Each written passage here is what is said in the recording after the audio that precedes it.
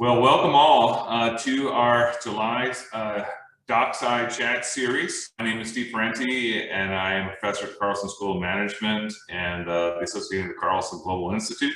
I'm one of the sponsors of the Dockside Chat through the Medical Evaluation Laboratory, and our one promotional announcement is we have a brand new program for the Carlson Global Institute called the Medical Industry MBA, Global Medical Industry MBA. So it's online, except for this fabulous valuation laboratory experience that the students get. And it's also, the other hitch is that it's actually overseas only for this. Tuition is much lower, $60K, and even corporate discounts. So if more interest, go to the Global Evaluation or the Medical Evaluation site or Carlson website, look up Global Medical Industry MBA and get all your details there. With that, I am proud to hand over to my co-host for this wonderful Dockside series, since winter has not come to Minnesota yet, Tom Gunderson, who will take the baton from there. Great to see you all, and welcome to our July series. Thanks, Steve. Just a little bit of bookkeeping. One of the things that keeps it easier for the speakers is if everybody except Kathy and Ann and me would dim their cameras. Then if you do have a question, turn your camera on and we'll know right away that you're there. Feel free to interrupt. Remember that this is 30 minutes that we're going to record, so they're kind of on script. We'll see what we can do. Then after the 30 minutes, we'll have an open discussion that's not recorded, and it'll be a little, hopefully, zippier. With that, since I normally hold to on something like this where we start with the past and then the present and then the future.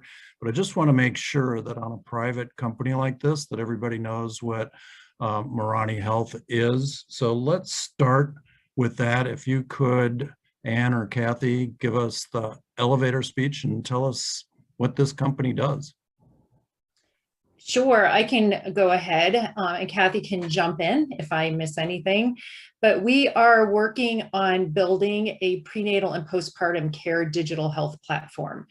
It's not exactly how we started out, but we have developed medical grade technology, a medical device that can actually capture a fetal ECG, a maternal ECG, as well as contractions. And it's sensors that are integrated into a compression band. And basically what we've done is we've taken this device where we can capture all this data and share it with clinicians. And we're basically integrating it into a digital health care platform so that we can actually do prenatal care for both high-risk patients and low-risk patients in the home. We're looking at pretty significant advancements in AI and machine learning so that we can take significant amounts of data, assess that data with outcomes, and then utilize that technology to help physicians make better informed decisions and give them data that actually can, that's based on patterns that they've seen in the past. So we're focused on launching right now. We have an educational app for pregnant women right now where they can actually track their own biometrics, as well as we've licensed materials from the Mayo Clinic. And all of that here in the very near future will be integrated into a clinical grade platform for managing patients in the home. Perfect, thanks. We're on the lobby level. We're ready to get out of the elevator.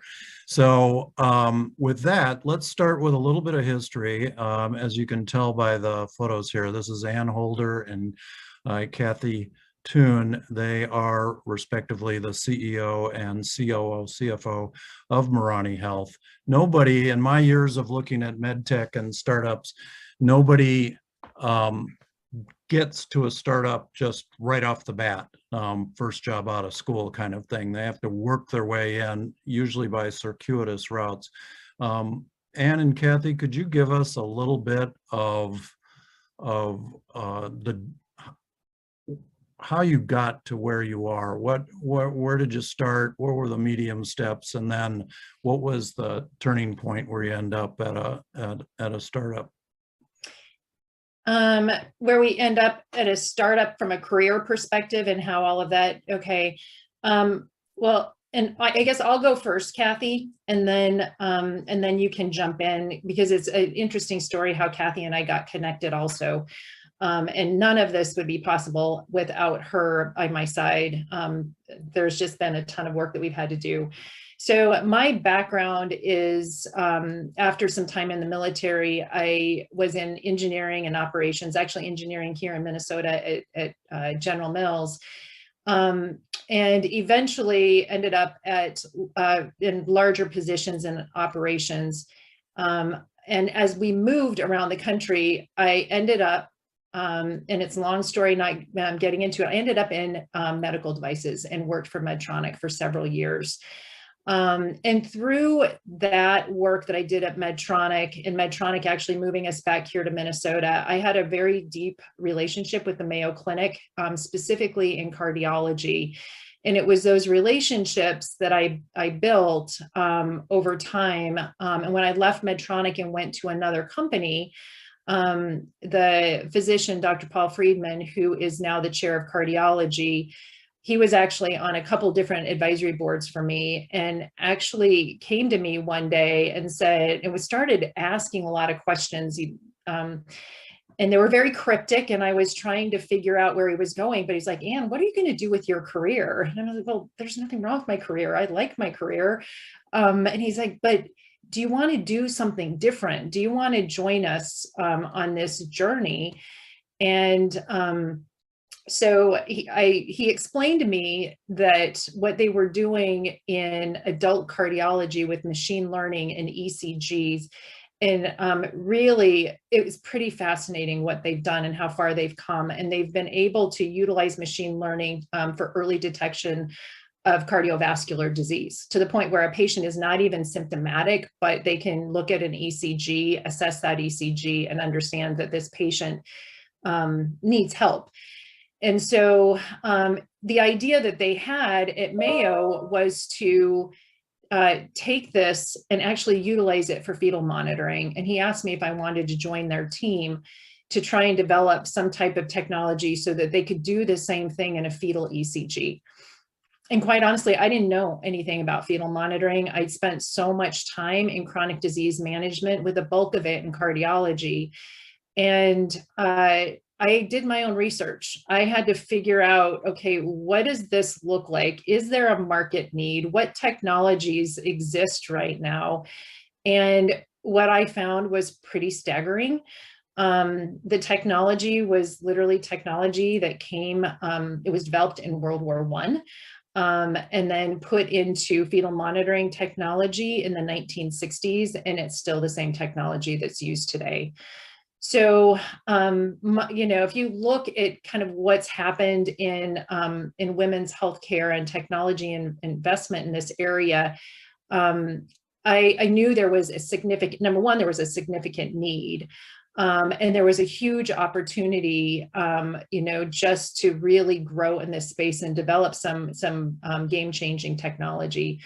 So that's really kind of how I got into this. I joined Mayo as an entrepreneur in residence with Mayo Ventures, and worked very closely with a group of folks from OBGYN, as well as some of their AI engineers, and then a large group of electrophysiologists. So that's really how we got started. So my background, so I've always been in healthcare. So I started my career back in the research side of healthcare, developing products. I worked for Pfizer for 10 plus years doing vaccine development. And then decided that the business side of healthcare might be more interesting. And so went back to business school to Carlson, and from there launched out and went to join with Tom. I worked with Tom actually at Piper for several years, and got my feet wet in the public equity side of investing, and then went to the private equity side of investing for, that's where I now spend a lot of time. So was in venture capital for 20 years basically, and started my own investing vehicle. And I do a lot of private investing in healthcare. And probably about 5 years ago, I started focusing on women in healthcare.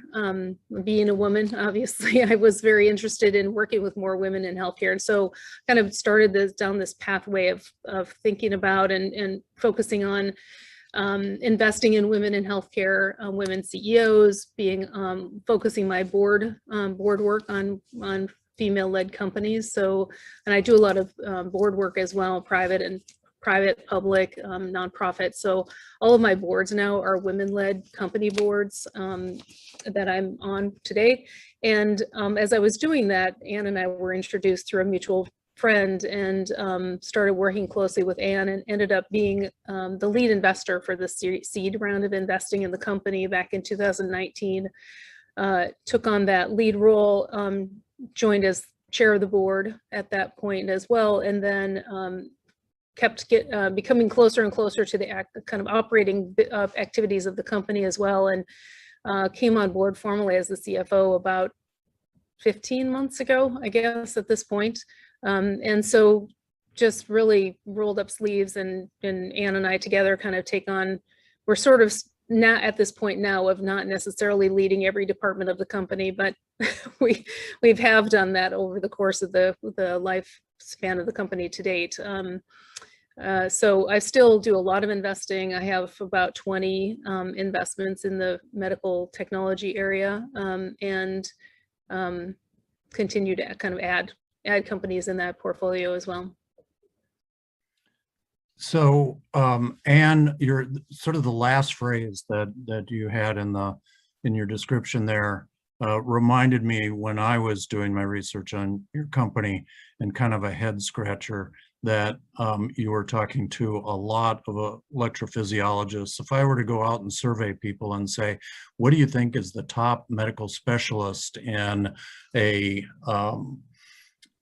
prenatal, postnatal, digital health company, EP probably wouldn't be in the top choices. On the other hand, one of the founders of Boston Scientific, John Abele, always amazed me with how he could take technology from one sector and apply it into cardiology. You're kind of doing the reverse. What's the thought process there? Well, and quite honestly, I can't stress enough that there's been no technology development for fetal monitoring. Other than making the device, it's called a CTG. There's 2 hubs that go on the belly. Other than making those wireless, there's been a couple companies that have done some other creative things, but up until 5 years ago, there really has been no development at all. And as electrophysiologists have babies, and and they are looking at what's going on, and they're like watching the heart rates in labor and delivery, and they're seeing these hubs slip off the belly, and then the nurses come running in trying to find the heart rate, and it's really ridiculous. It's quite antiquated. And so it was really the brainchild of Dr. Friedman, going and sitting down with the physician at Mayo, Dr. Trainer, who is a laborist and has some responsibility for technology and monitoring within the Mayo Clinic in Rochester. And it was the 2 of them that said, let's do something different. Let's try and figure out, how we can utilize the work that's been in cardiology and take it into a different service line. And quite honestly, very progressive at Mayo, to the point where it's gotten a lot of attention because of the joint cross service line development that is going on, and the relationships that it's actually building between cardiology and OBGYN. But it's not, that's normally not the way things work. If you look at the research and the technology development in cardiology, And what's happened over the past 20 years, it's pretty phenomenal what they're doing. The remote monitoring, the devices, the wearables that people wear at home for, diagnostics, and it's just not happening in this other area. And I have my theories as to why, but it was just a prime opportunity for these two service lines to work together to try and come up with something that might actually be more valuable. And quite honestly, in the beginning, we were really, really focused on labor and delivery and developing the technology for labor and delivery so that physicians would really have an understanding of when they need to do a C-section, because so many times a C-section is done and it usually runs around 80% of the time they'll do a C-section because there's a drop off in that fetal heart rate, and they're sensing the baby may be in distress, and they do the C-section. The baby comes out healthy, pink, crying, but you just don't know because they don't have any information. So that was really the goal that kind of got these two groups together to try and attack that one problem. Well, I think, we've probably all of us have probably been in healthcare a long time. And I imagine we've all seen these technologies that maybe were too soon for the life cycle for them to succeed. And I know I've seen a lot of them over my years where we all know that technology should move to a less expensive site of care, so outpatient or a clinic or what have you, that goes from hospital, going downstream into a lesser site of care if appropriate, right?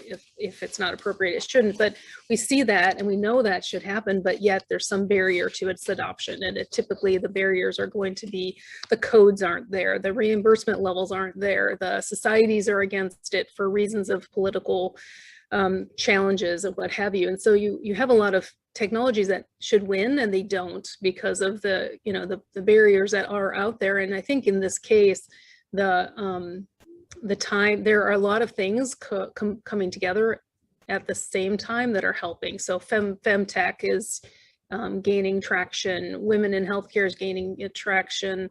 COVID has pushed telehealth to be paid for.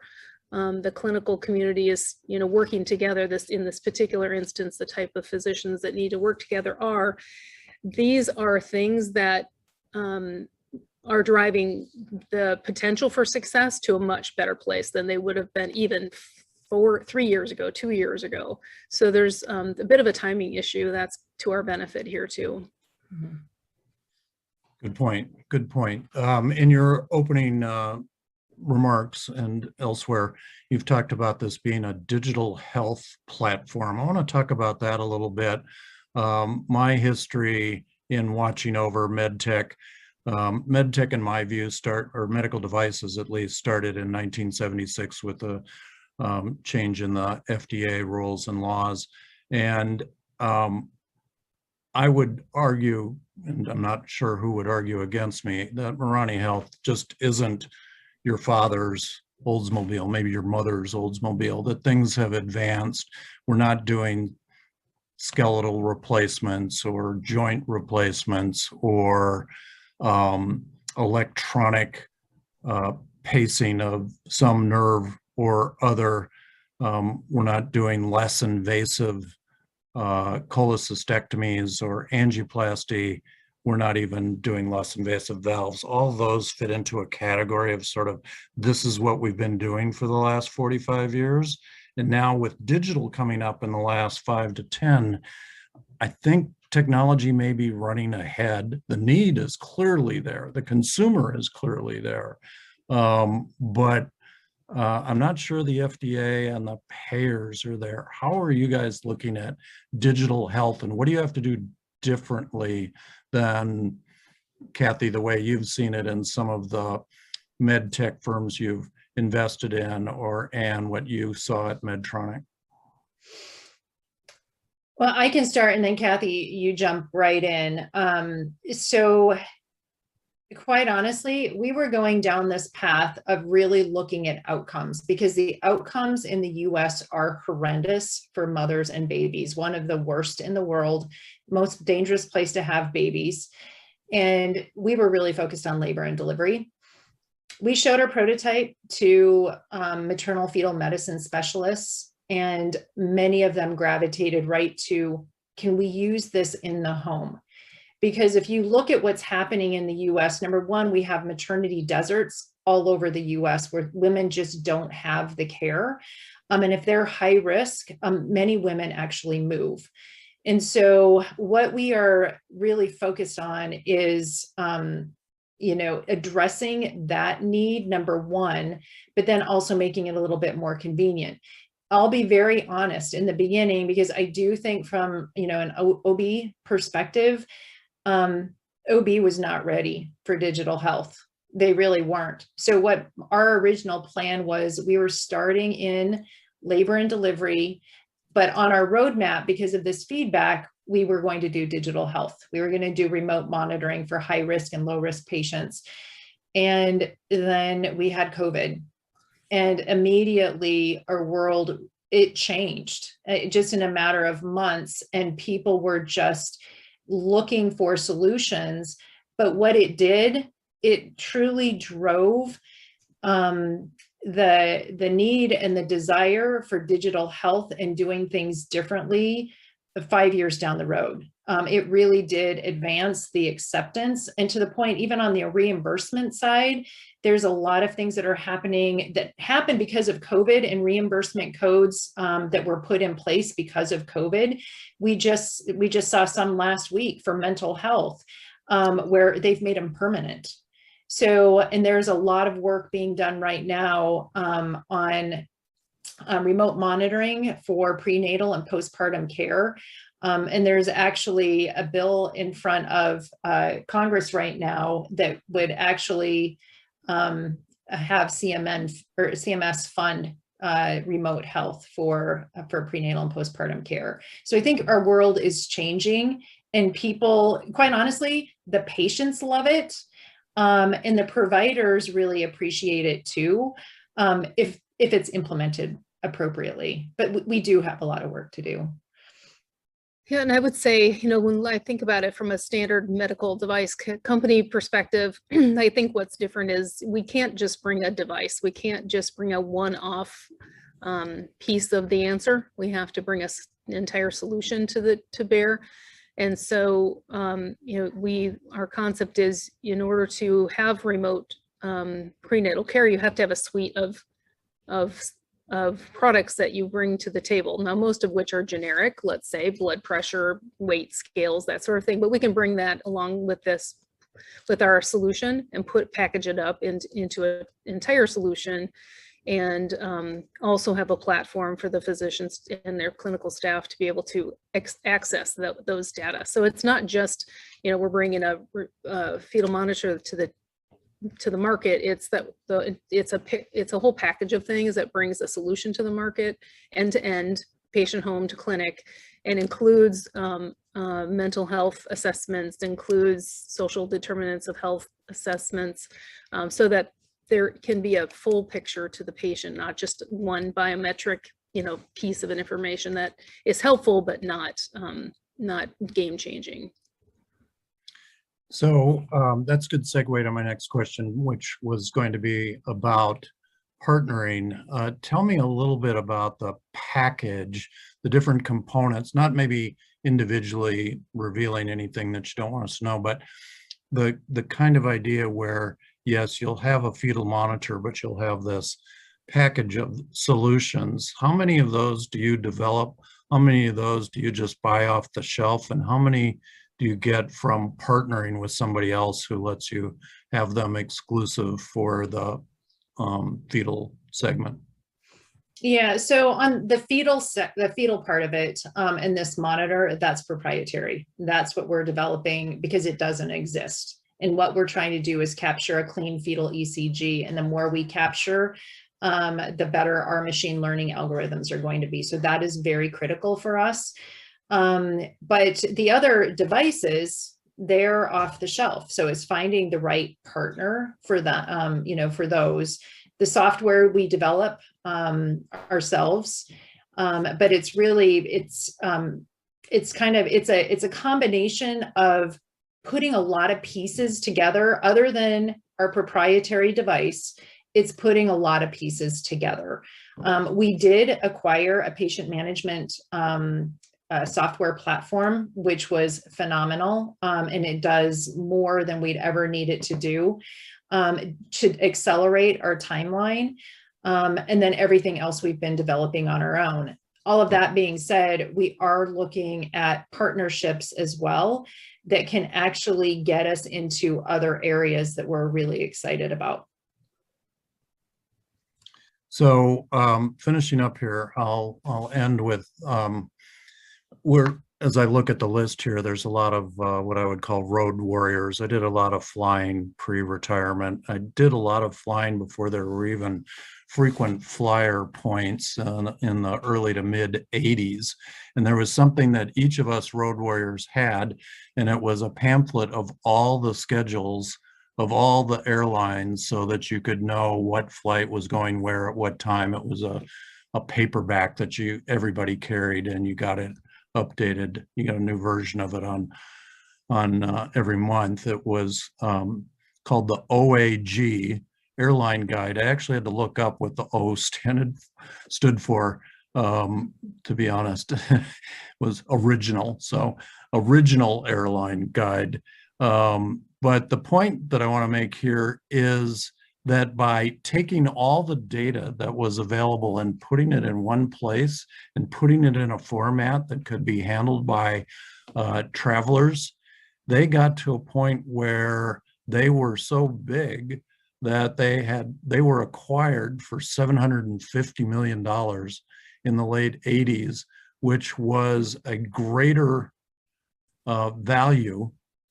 valuation than many of the airlines at that time. And so the point is the data was more valuable than the actual planes and pilots and flight attendants. And I've always thought of that as sort of a precursor to where we are today of what the data might be worth in something like this. How do you envision bringing in the data for AI and machine learning to work on and come out with new and better outcomes? How do you envision centralizing that at Marani and not having it just dissipate into hospital areas? Yeah, so it's all in the architecture and how you set up your data and how you share your data.